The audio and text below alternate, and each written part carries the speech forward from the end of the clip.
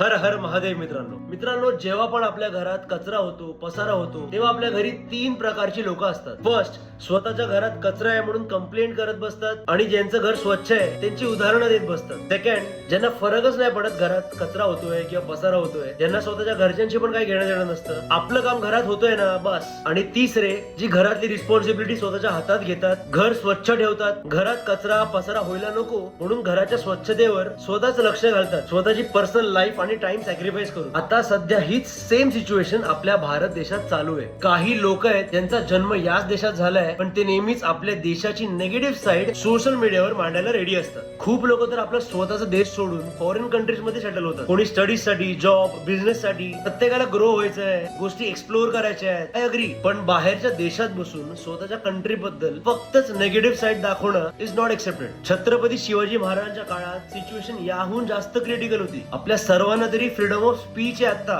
तेव्हा तर असं काहीच नव्हतं. Dutch, England, Portuguese, Qutbshahi, Adilshahi, Mughals सर्वांशी महाराज एकटेच एकाच टायमाला झुंजत होते. आणि तेव्हा सुद्धा महाराजांचं, महाराष्ट्राचं, या देशाचं काहीच नाही होणार असं सर्वांना वाटत होतं. म्हणून महाराजांची आपलीच लोक घाबरून महाराजांचा साथ पण देत नव्हती. आणि तरी सुद्धा महाराजांनी हिंदवी स्वराज्याचं स्वप्न घट्ट धरून ठेवलं होतं. लक्षात ठेवा, देशाने आपल्यासाठी काय केलं हे महत्वाचं नाहीये, आपण या देशासाठी काय करतोय हे जास्त महत्वाचं आहे. माझी आजच्या युथला एकच रिक्वेस्ट आहे, आपण शिवाजी महाराजांचे मावळे आहोत. स्वतःला किड्या मुंग्यांची नावं ठेवून घेऊ नका. आणि जेव्हा पण देशावर संकट येतं ना, तेव्हा खूप पॉलिटिकल पार्टीज डिवाइड अँड रूलचा गेम स्टार्ट करतात आणि या हॉट टॉपिकवर आपापल्या पोळ्या भाजून घेतात. So be aware. जेव्हा जेव्हा देशावर संकट येईल तेव्हा तेव्हा एकत्र राहायचा प्रयत्न करा. जय हिंद.